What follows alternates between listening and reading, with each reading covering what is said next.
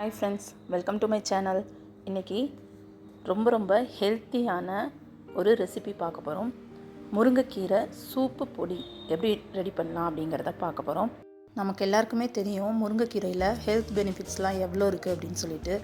கண் பார்வைக்கு ரொம்ப நல்லது, அயன் சத்து இதில் ஜாஸ்தியாக இருக்குது, ஹீமோக்ளோபின் லெவலை இன்க்ரீஸ் பண்ணுறதுக்கு ஹெல்ப் பண்ணுது, மோஷன் ப்ராப்ளம்க்கெலாம் ஹெல்ப் பண்ணுது. அது மாதிரி இது மட்டும் இல்லாமல் நிறைய ஹெல்த் பெனிஃபிட்ஸ் இருக்குது. நம்மளால் சொல்ல முடியாத அளவுக்கு இதில் ஹெல்த் பெனிஃபிட்ஸ் இருக்குது.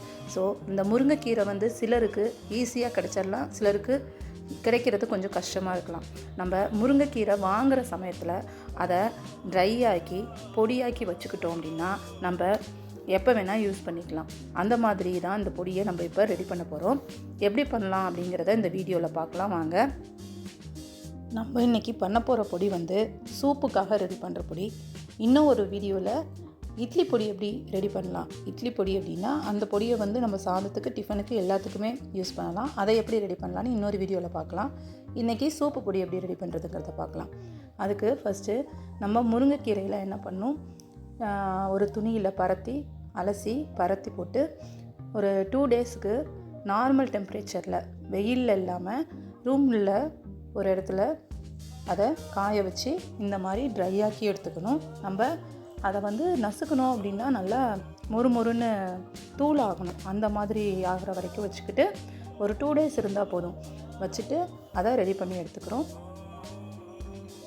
இதுக்கு தேவையான மிளகு 1 டேபிள் ஸ்பூன், 2 டேபிள் ஸ்பூன் ஜீரகம், 1 டேபிள் ஸ்பூன் சோம்பு, இது 3 இன்க்ரீடியன்ட்ஸ் இதுக்கு எடுத்துக்கிறோம்.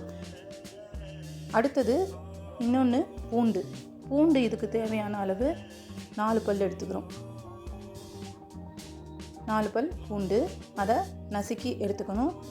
இந்த முருங்கைக்கீரையில் இருக்கிற அந்த மாதிரி மஞ்சள் இலைகள் எல்லாம் பொறுக்கிட்டு க்ளீன் பண்ணி எடுத்துக்கிறோம்.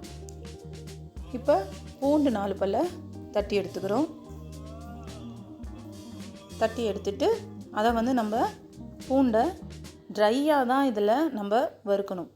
மற்ற பொடி ரெடி பண்ணுறப்ப அப்படின்னா நம்ம கொஞ்சம் எண்ணெய் சேர்த்து வறுப்போம். ஆனால் இந்த மாதிரி முருங்கைக்கீரையை யூஸ் பண்ணுறப்ப என்ன பண்ணணும் அப்படின்னா எண்ணெய் ஊற்றாமல் ட்ரையாக பூண்டை வறுத்து எடுத்துக்கணும். எண்ணெய் சேர்த்தோம் அப்படின்னா இந்த முருங்கைக்கீரை இலையில என்ன பண்ணோம் அப்படின்னா இந்த எண்ணெயை அப்சர்வ் பண்ணிக்கிட்டு சீக்கிரமாக சிக்குவாடை அடிக்க ஆரம்பிச்சிடும். ஸோ அதனால் இந்த மாதிரி தான் பூண்டை வறுத்துக்கணும். முருங்கைக்கீரை இலை நாங்கள் யூஸ் பண்ணியிருக்கிற கண்டென்ட் ஒரு பெரிய ஜாருக்கு வரும். அதனால் அதுக்கு தகுந்த மாதிரியான இன்க்ரீடியன்ஸை எடுத்துருக்கோம். இப்போ ஒரே ஒரு சின்ன கட்டு கீரை அப்படி தான் நம்ம யூஸ் பண்ணுறோம் அப்படின்னா அந்த சின்ன கட்டு கீரைக்கு 1/4 ஸ்பூன் சோம்பு, 1/2 ஸ்பூன் ஜீரகம், 1 ஸ்பூன் மிளகு அப்படி யூஸ் பண்ணால் போதும். கொஞ்சம் கொஞ்சமாக எடுத்துக்கிட்டால் போதும்.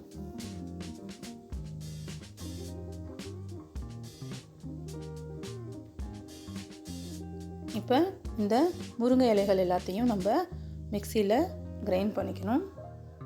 முருங்கைக்கீரை இலை ப்ளஸ் பூண்டு தட்டி வச்சுருக்கிறது சேர்த்து கிரைண்ட் பண்ணிக்கணும். அப்புறம் மிளகு ஜீரகத்தையும் கிரைண்ட் பண்ணிக்கணும். மிளகு ஜீரகம் சோம்பு எல்லாத்தையும் சேர்த்து கிரைண்ட் பண்ணிக்கிறோம். அதோட திரும்ப மீதம் இருக்கிற முருங்கைக்கீரை இலைகள் எல்லாம் சேர்த்து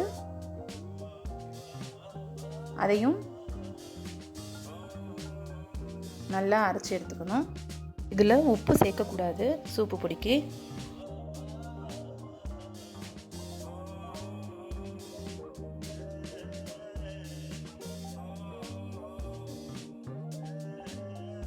இப்போ நமக்கு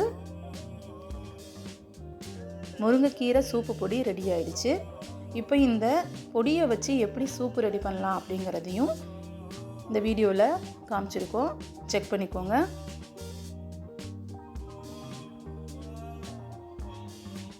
கண்டிப்பாக இந்த மாதிரி ட்ரை பண்ணி வச்சுட்டு நம்ம யூஸ் பண்ணோம் அப்படின்னா வெயிட் லாஸுக்கும் இது ஹெல்ப் பண்ணும். ஸோ எல்லாருமே கண்டிப்பாக ட்ரை பண்ண வேண்டிய ரெசிபி இது. எல்லாருமே கண்டிப்பாக ட்ரை பண்ணி பார்த்துட்டு கமெண்ட் செக்ஷனில் கமெண்ட் பண்ணுங்கள். அது மட்டும் இல்லாமல் அம்மா திருச்சி சரௌண்டிங்ஸில் இந்த மாதிரி பொடி வெரைட்டிஸு, சாம்பார் தூள், இட்லி பொடி, கருவேப்பிலை பொடி, அப்புறம் முருங்கைக்கீரை சூப்பு பொடி, முருங்கைக்கீரை இட்லி பொடி, இது எல்லாமே ரெடி பண்ணி கொடுத்துட்ருக்காங்க. வேணுங்கிறவங்க காண்டாக்ட் நம்பர் கொடுத்துருக்கோம், செக் பண்ணிவிட்டு கால் பண்ணுங்கள்.